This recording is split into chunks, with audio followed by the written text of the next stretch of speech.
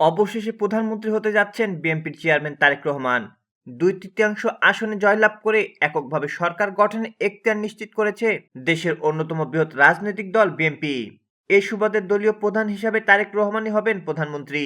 অপরদিকে নিকটতম প্রতিদ্বন্দ্বী দল হিসাবে জামাতে ইসলামের নেতৃত্বাধীন 11 দলীয় জোট সংসদে বিরোধী দলের আসনে বসতে যাচ্ছে।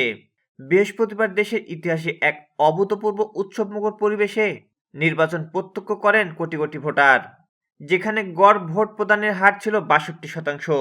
সংঘাত ও সহিংসতার নানা পূর্বাভাসকে ভুল প্রমাণ করে দেশব্যাপী একদিনে অনেকটা ঈদ উৎসবের মেজাজে বহুল প্রতীক্ষিত জাতীয় সংসদ নির্বাচন ও গণভোট অনুষ্ঠিত হয়। জুলাই গণ অভ্যুত্থানের পর বিশেষ প্রেক্ষাপটে এবার জাতীয় সংসদ নির্বাচন ও গণভোট অনুষ্ঠিত হলো। ইতিহাসে এই প্রথম সংসদ ও গণভোট একই দিনে হওয়ায় ভোটারদের বিশেষ আগ্রহ ছিল।